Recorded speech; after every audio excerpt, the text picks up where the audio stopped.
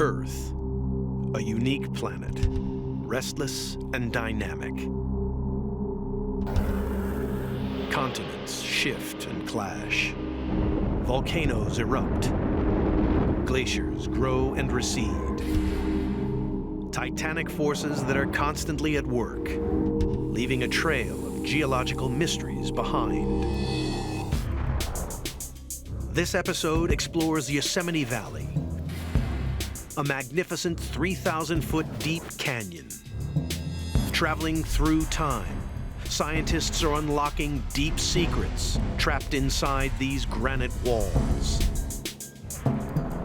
These rocks have literally been to hell and back, frozen, drenched, and battered by earth-shattering forces.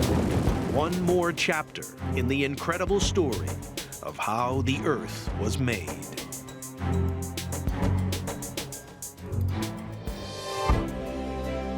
In the foothills of the mighty Sierra Nevada, California, lies a valley like no other on Earth, Yosemite. A 7-mile-long, 1-mile-wide granite canyon. Here lie some of the most awe-inspiring geological features on the planet. Half Dome, America's most iconic peak.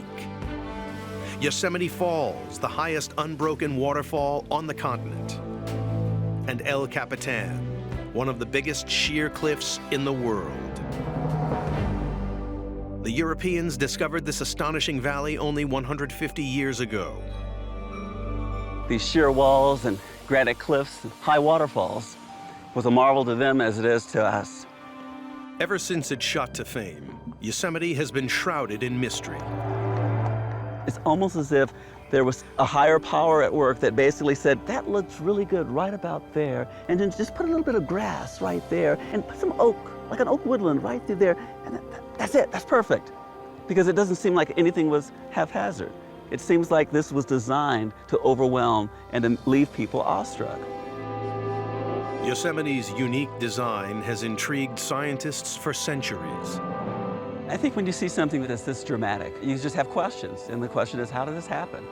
How did you get monoliths, these huge stone structures that are just rising thousands of feet off the valley floor? How does that come to pass? And for over 100 years, people have been trying to answer that question. The story begins in 1870, when amateur geologist John Muir went hunting for the answer. Founder of the Sierra Club, he funded his obsession with the valley by herding sheep and writing articles about Yosemite. He wrote that no temple made with hands can compare with Yosemite. Muir scoured the landscape for clues as to how this unusual box-shaped canyon formed, and came up with a radical, seemingly far-fetched theory. He believed that the world's climate was once extremely different, and the lush canyon where the Merced River flows was filled by a gigantic glacier, thousands of feet thick. Muir proposed that as this river of ice slowly flowed downhill, over thousands of years, it gouged a deep canyon and sliced vertical cliffs into the granite walls. But that controversial idea brought him into conflict with a fearsome opponent, the admired California state geologist, Professor Josiah Whitney. Josiah Whitney did not have much respect for John Muir because Josiah Whitney was a state geologist, and at that time, John Muir was herding sheep. Certainly he's thinking, what does this man know about this range? How dare he? Whitney believed that this unusually square, steep-sided valley could only have been formed by a sudden, cataclysmic event. He was adamant that giant cracks in the earth caused the valley to pull apart and dramatically sink, cleaving steep cliffs as it fell. This bitter Whitney-Muir conflict raged on for decades, but now scientists are hoping to figure out this complex puzzle once and for all. The first stage of the investigation is to understand how the rocks themselves were created.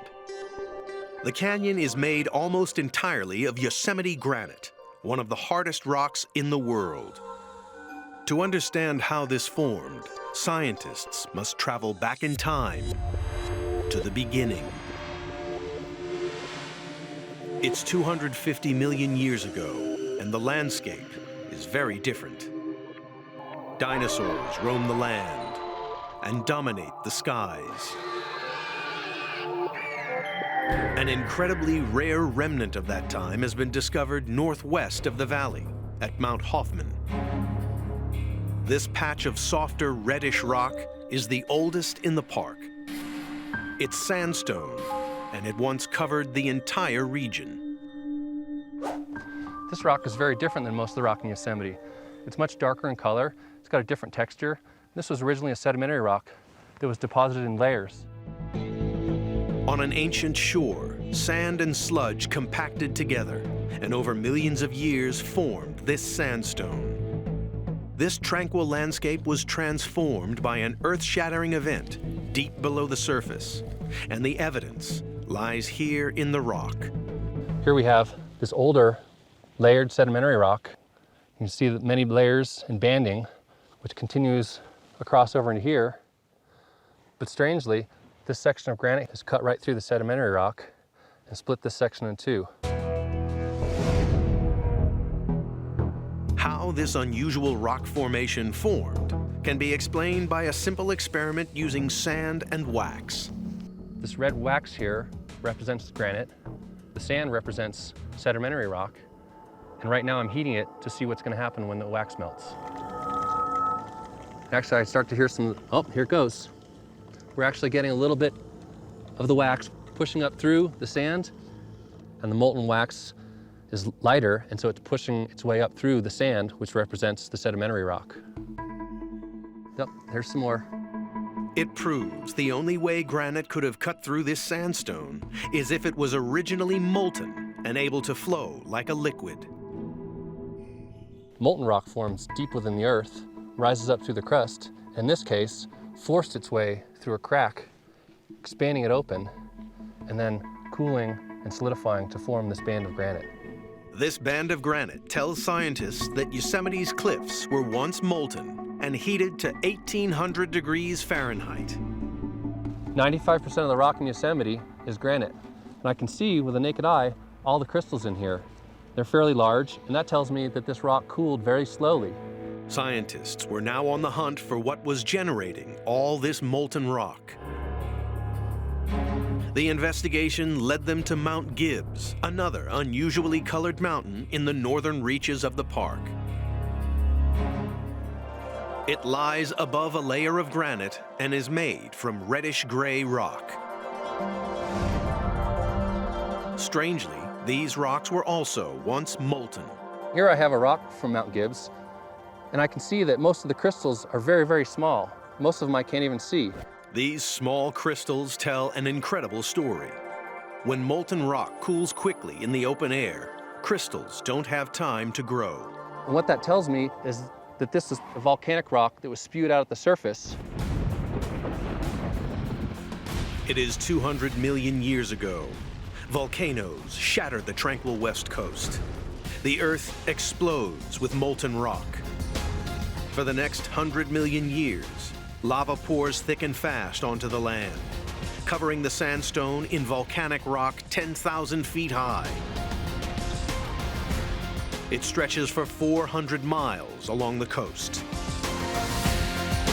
North America's greatest mountain chain, the mighty Sierra Nevada, is forming, and the area that would become Yosemite is caught right in the middle of it.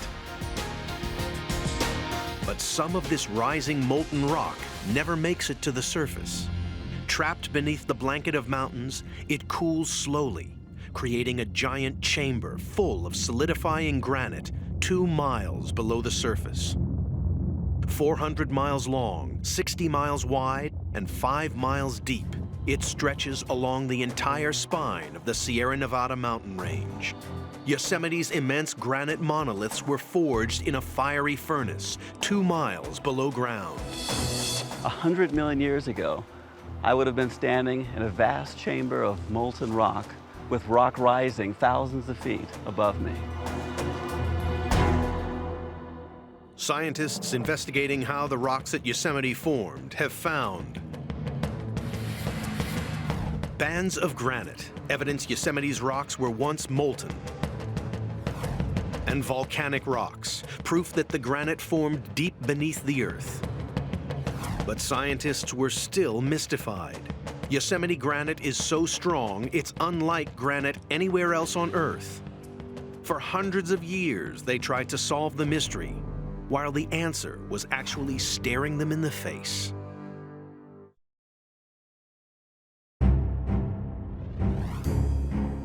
"250 million years ago, Yosemite's landscape was a peaceful coastal plain. Now the investigation moves to 100 million years ago.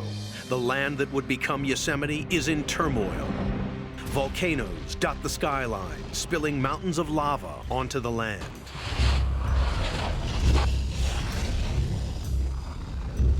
And entombed beneath 2 miles of volcanic rock lies Yosemite's molten granite. The next 10 million years is a critical period for the rocks of Yosemite. Something unique is happening to the granite, making it tough enough to hold up cliffs 3,000 feet high. The search for the secret of Yosemite granite's immense strength led scientists to the biggest steep-sided granite block in the world, the mighty El Capitan.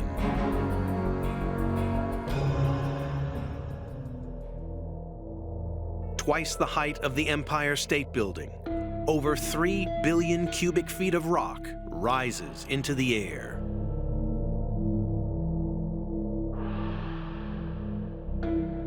El Capitan is the largest granite monolith in Yosemite National Park. 3,000 feet of pure granite. It's one of the biggest cliffs in the world. When I look up at something like this, I really want to hang on to the rock because I feel like I'm going to fall backwards with vertigo. Amazing.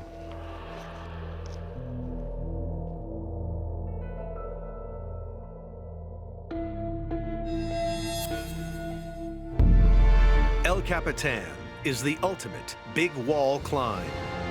Once considered impossible to conquer, it's a treacherous ascent up a vertical, near featureless rock face with only a handful of routes to the summit. Sheer granite walls are normally unstable and over time get pulled down by erosion. So it was a mystery how rocks could hold up cliffs this big. Scientists are sampling the rocks to find out, but the Yosemite granite doesn't give in without a fight. Whew. These Yosemite granites are really hard. You can work up quite a sweat trying to collect a bag full of this stuff. Buried within this rock is the secret to Yosemite granite's success. Oh, finally. Well, one clue to why these rocks are so tough is given by this sample right here. These are really large crystals. Large crystals make a rock really strong. They kind of weld together and they're flawless and they give a rock a lot of strength. But it was a mystery how these tough crystals got so large and created such flawless rocks. This is in contrast to normal granite, which, when it cools, forms a hard rock with a fatal flaw. Riddled with cracks, these rocks are vulnerable to erosion. If you take anything and it's very hot and you cool it quickly, it'll shatter.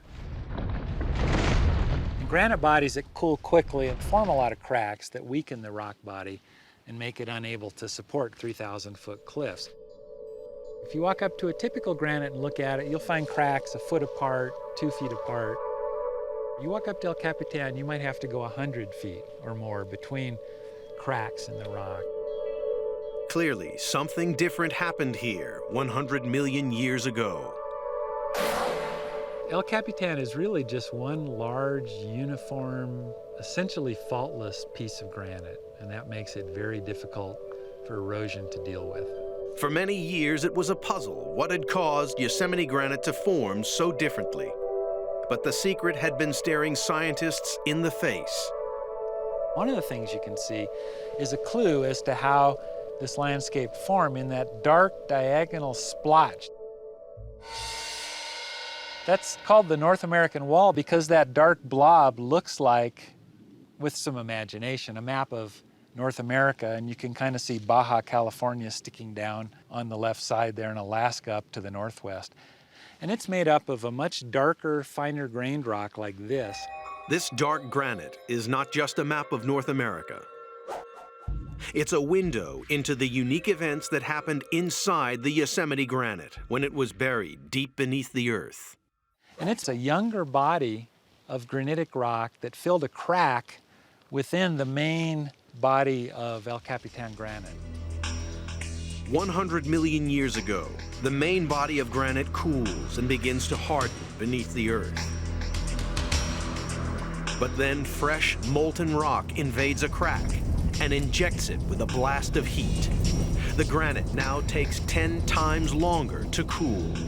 Huge, robust crystals form and reseal the defective cracks. Time after time, fresh molten rock invades old, remelting and welding the Yosemite granite, creating gigantic shatterproof blocks which now tower thousands of feet into the air. Given that these are obviously very strong rocks, it puts the Whitney-Muir controversy in an interesting light, because Whitney wanted the rocks to have broken and for the valley to have fallen down in between a couple of major cracks. Muir wanted the whole thing to be carved by glaciers, and both of those seem really difficult given how strong these rocks are, and yet behind me here is a 3,000-foot deep valley. Something carved it.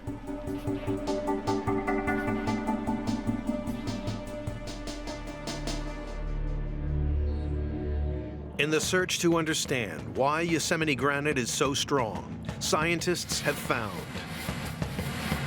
large granite crystals welded together to form a tough, flawless rock, and the North America Wall, evidence that Yosemite granite was reheated time after time, creating huge faultless blocks. 100 million years ago, Yosemite's granite lies buried beneath a volcanic mountain range 2 miles high. Rivers slice into this soft volcanic roof, gouging and washing it away. Then 60 million years ago, when dinosaurs are no more, the featureless lump of Yosemite granite is finally exposed to the elements. But Yosemite's ultra-tough granite defies attack. For another 50 million years, it remains unscathed. It would take a catastrophic event to chisel the 3,000-foot canyon out of one of the toughest rocks on Earth.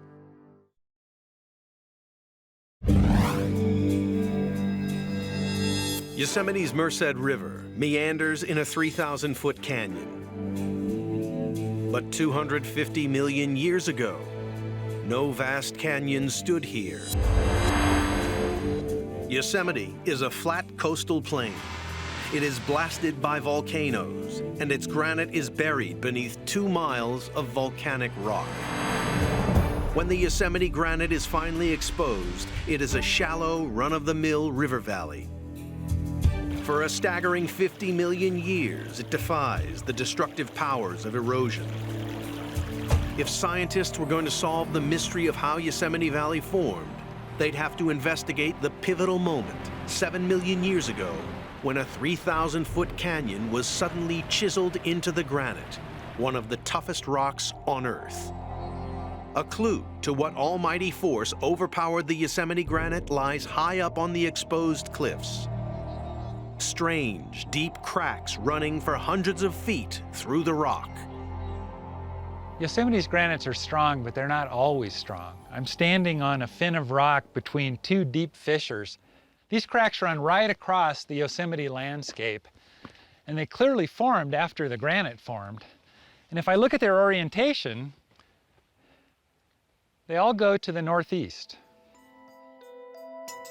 Strangely, Yosemite Valley is also oriented along the same northeast-southwesterly direction. Perhaps these cracks were the remnants of a cataclysmic rock-splitting event, as Josiah Whitney had predicted. A respected Yale-educated scientist, he passionately believed titanic forces beneath Yosemite had pulled the land apart, causing it to collapse along gigantic fault-line cracks. Could it be that the argument was swinging in the bombastic Whitney's favor, And Muir's glacial theory was the rambling of an ignorant shepherd after all. Scientists searching for the answers as to how these giant cracks formed used modern technology to take a closer look at the ground beneath the Sierra Nevada. They did not find evidence of Whitney's cataclysmic rifting valley, but discovered a catastrophic event which had ramifications on a far greater scale. Seismic evidence has revealed that the Earth's crust is made of layers. The lighter outer shell forms the land, but fastened beneath is a dense anchor of sturdy rock. And beneath the Sierra Nevada, scientists discovered something extraordinary. A huge section of this lower crust, 200 miles long and 40 miles wide, is missing. This model represents the Sierra Nevada as it looked 10 million years ago. So the top here represents the mountain range. The bottom there, it represents the lower crust. Sometime in the past 10 million years, part of that lower crust disconnected from the mountain range and dropped away. The end result is that there was uplift of the Sierra Nevada because they were being held down by those dense rocks. So there was uplift of the Sierra Nevada, but because most of the route fell away to the east, the whole mountain range, rather than bobbing straight up, tilted to the west. 7 million years ago, a huge chunk of the lower crust suddenly drops away. The entire mountain chain snaps along its spine and tilts upward. Finally, here is a force capable of overcoming Yosemite's ultra-tough granite. As it snaps, the enormous pressure cracks the solid granite along the entire length of the mountain range. But it was a mystery how these cracks could give rise to a 3,000-foot deep canyon. Scientists realized some other force must have attacked the weakened, vulnerable granite. The hunt was on for an accomplice. And 5 miles downstream of Yosemite, at El Portal, they find it. Rapids. Here, Yosemite's meandering Merced River has transformed into a raging torrent. At times, 1,000 cubic feet of water gush through this narrow gorge every second, creating treacherous waves and turbulent eddies. So this is the Merced River about 5 miles downstream of Yosemite Valley. It's extremely powerful. It's a series of rapids and cascades over these boulders, and there's a lot of energy being expended by this river right now. Scientists realized this ferocious force, combined with the rock-weakening cracks, even had the power to cut into Yosemite's granite. The erosion of the river is focused right along the riverbed, and so it will cut down like a saw blade into the rock about the width of the river. So as it does that, it will come down and steepen the valley walls. Those walls will become unstable, and there'll be landslides into the river. The river will wash away the material, and you'll be back to that V shape. Scientists realized if the Merced River created this deep V-shaped canyon, then it could also have cut a deep Yosemite Valley.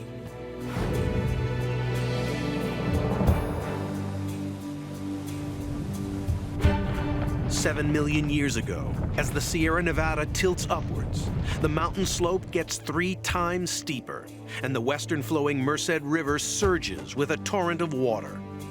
Like a saw blade, it zigzags along the path of weakened, cracked granite. In less than 5 million years, it cuts a 3,000-foot V-shaped canyon, running straight through the heart of Yosemite. Scientists investigating how Yosemite's deep canyon formed have discovered strange cracks in the rock, proof that the uplifting Sierra Nevada weakened the granite. And rapids downstream, evidence that the Merced River cut a deep V-shaped Yosemite canyon.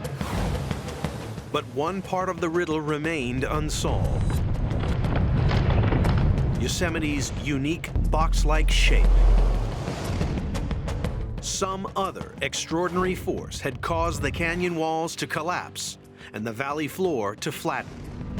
The controversy about how this strange canyon formed raged on.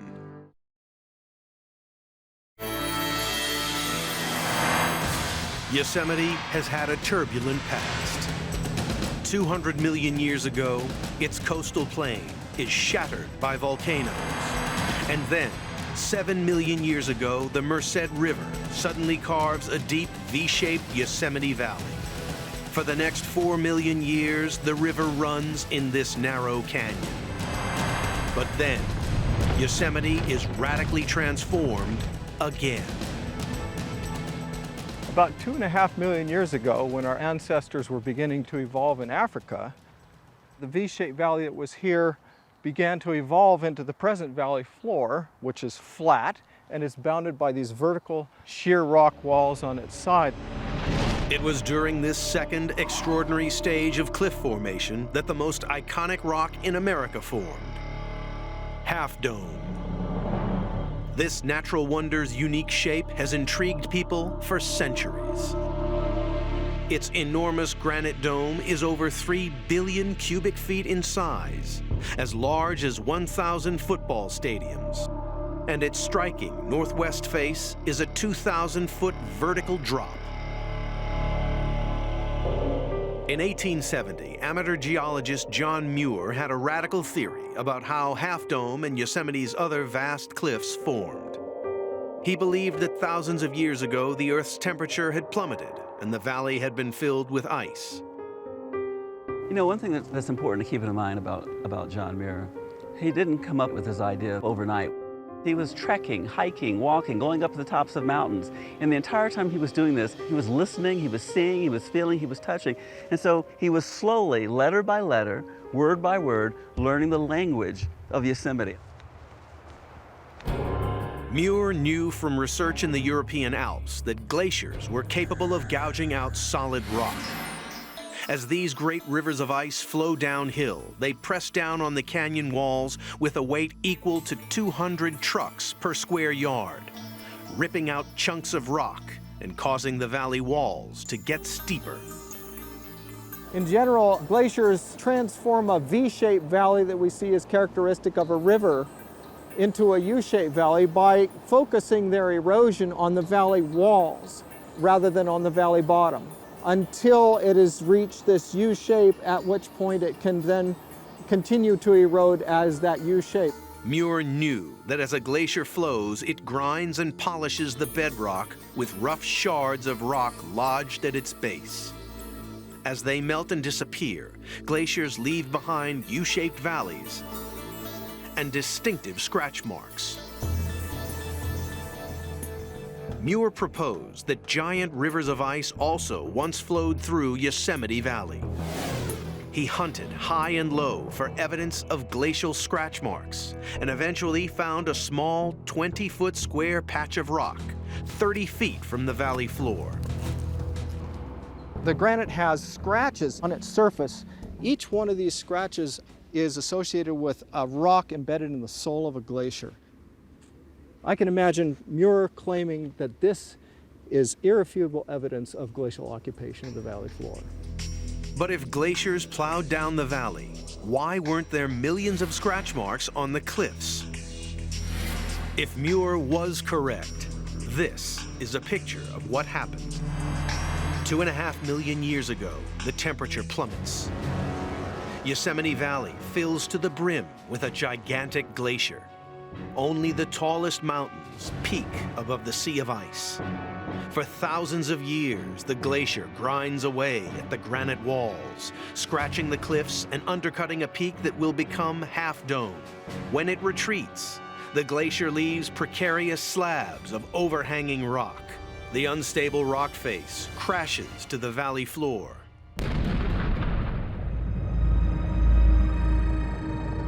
Cleaving the great northwest face of Half Dome. In the same way, subsequent smaller glaciers cut away at the base of the valley for 2 million years, cleaving sheer vertical cliffs and removing all traces of glacial scratch marks. But there was still one glaringly obvious problem with Muir's theory, and arch-enemy geologist Josiah Whitney pounced on it. If glaciers had carved the valley, why was Yosemite uniquely box-shaped and not U-shaped, like a classic glacial valley. Whitney attacked Muir's theory and stubbornly declared this square, flat-bottomed valley could only have formed if the bottom had fallen out. Whitney hypothesized that instead of being carved by glaciers, that this was a fault-bounded valley, with the valley walls being faults down which the block in between the valley walls has dropped. In Whitney's theory, the flat valley floor would be the top of the down-dropped block. In the quest to unravel the mystery of Yosemite's flat-bottomed canyon, scientists are investigating the valley floor. The kind of sediment that I see in this cut bank are coarse grains, pebbles, and sand, the same kind of rocks and sediment that the present stream can carry. In contrast to that, the deposit I see at my feet is very fine-grained. Light, fine-grained sediment like this is easily carried by flowing water. But when a river hits a body of still water, its energy levels slump and it dumps its load. This is the kind of sediment that we would expect to see on the floor of a lake. Further research has found similar strange sediments all over Yosemite.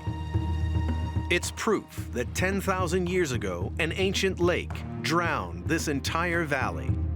Starting at the head of the canyon, it stretched for 5 miles through the landscape. But it was a mystery how Lake Yosemite had formed. Scientists scoured the valley looking for answers, and near the base of El Capitan, at the farthest end of the valley, they stumbled upon an insignificant-looking ridge. It's an important clue to how Lake Yosemite and the valley formed. This mound is made of an unusual collection of rocks, and it runs from one side of the valley to the other. Given this arc of a ridge is just down from El Cap, one might expect that it could have been caused from a rockfall. But if you look around, that's not the case. Clearly, even in this local area, we have rocks that came from at least 3 different places, no doubt up the valley. This pink rock came from one portion of the valley. This gray granite came from another place. And this particular one, we can see the distinctive feldspars associated with the Cathedral Peaks granite.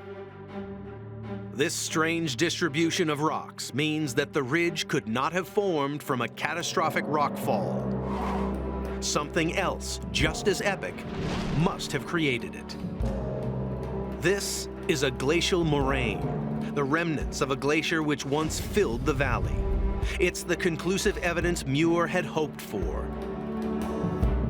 Moraines form as glacial ice rips fragments of rock from the valley walls, carries them like a conveyor belt several miles downstream, and dumps the rubble at the mouth of the glacier.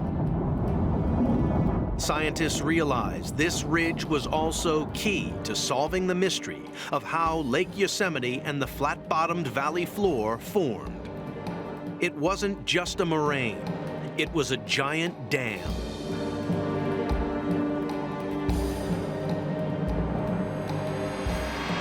It's 2.5 million years ago, and glaciers grind through the valley.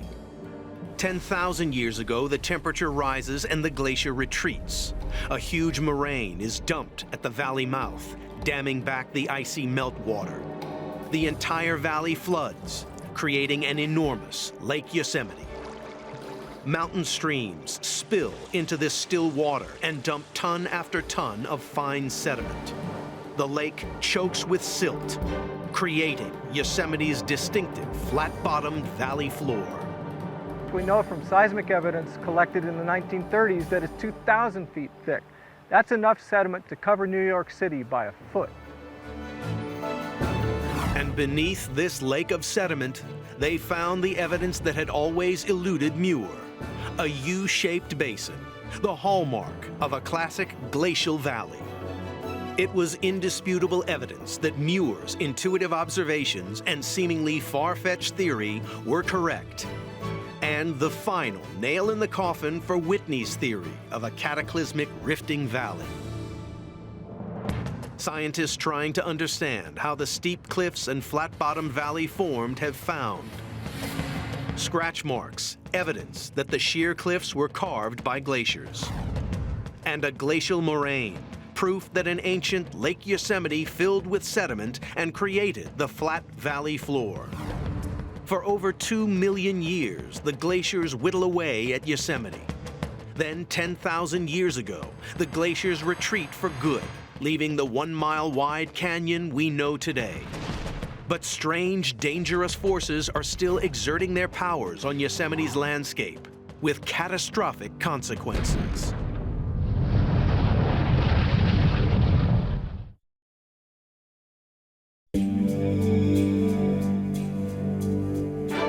Yosemite Valley has been sculpted by torrential water and thick slabs of ice.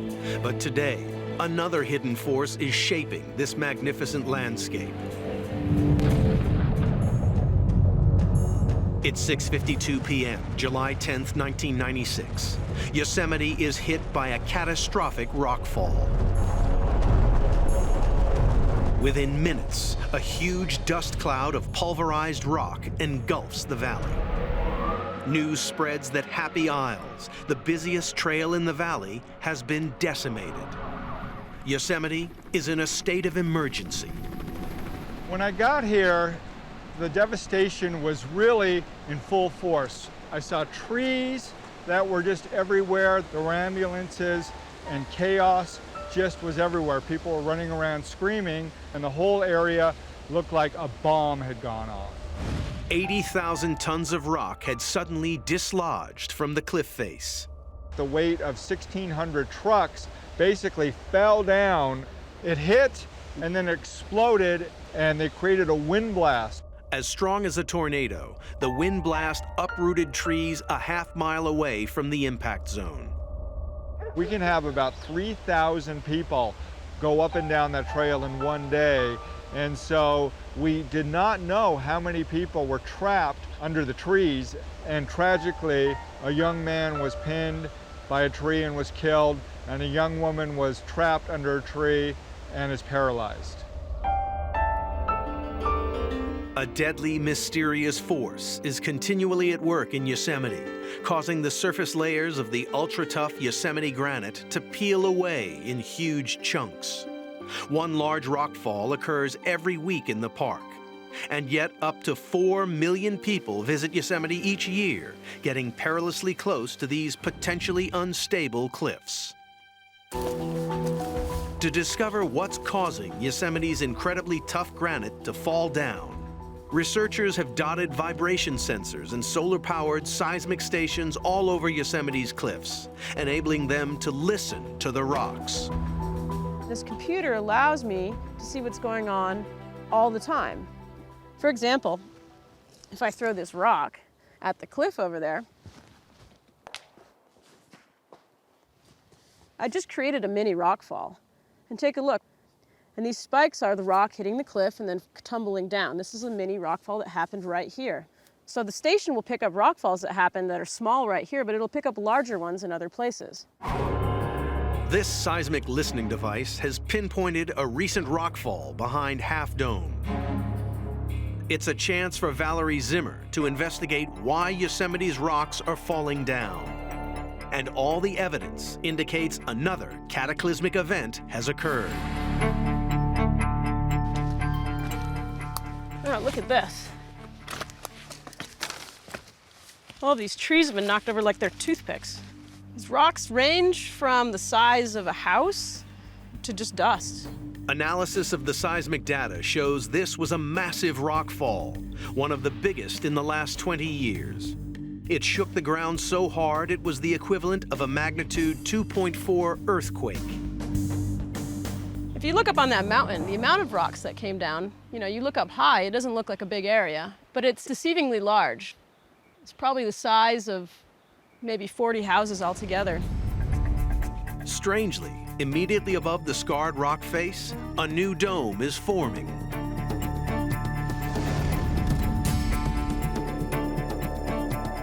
Mysterious domes are forming all over the valley. The most famous, Half Dome. Glaciers cleaved its vertical face, but its dome top has been shrouded in mystery. A strange underlying force is sculpting these peaks into domes, causing the rocks to tumble down.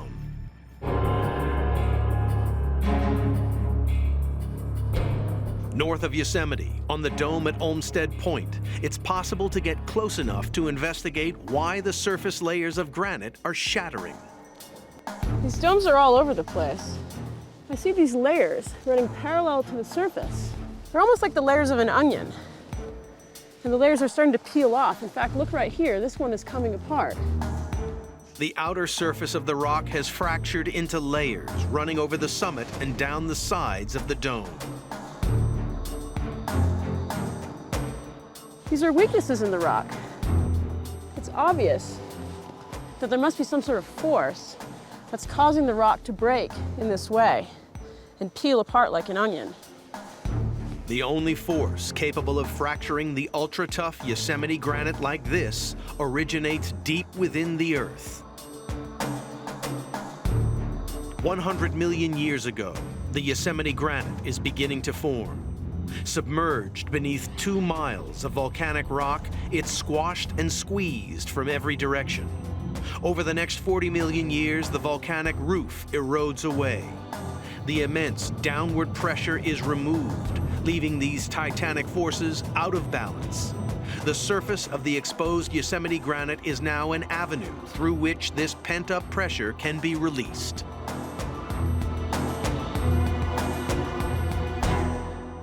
The granite is still being squeezed from the sides and from the bottom, but at the surface it's free to move. What happens is these layers start to open up, parallel to the surface. The release of this ancient pressure causes the surface of the granite to fracture into onion layers, which then peel away. And so when the tops of those mountains fall off, you're left with rounded domes. But it's not just the granite peaks that are affected. It's the cliffs, too. These layers will also form if the ground surface is vertical, like a cliff, creating vertical fractures alongside the cliff. These vertical fractures allow the rock to then slide out and create rockfalls. And this is one of the major contributing factors to rockfalls in Yosemite. Yosemite's catastrophic rockfalls are the legacy of its prehistoric birth beneath the Earth 100 million years ago. The gradual release of this ancient pent-up pressure has created an untamed and dynamic landscape. Rockfall is a natural process and is part of the ongoing evolution of Yosemite National Park. I always get a little bit tickled when people ask me questions like, what are you going to do to prevent future rockfalls? It's a constant reminder that this is a wild place and that there's nothing we can do or should do to tame it in any way, shape, or form, but it's something that after I'm long gone will continue to happen. For the last 150 years, scientists have been figuring out how this magnificent valley formed. They found volcanic rocks, proof that the molten granite cooled deep beneath the Earth. Large crystals, evidence that Yosemite granite cooled slowly, creating tough, faultless rock. Rapids downstream show that the Merced River cut a deep V-shaped canyon. And rocks carried by a glacier, conclusive evidence that ice carved Yosemite's steep cliffs and flattened its valley floor.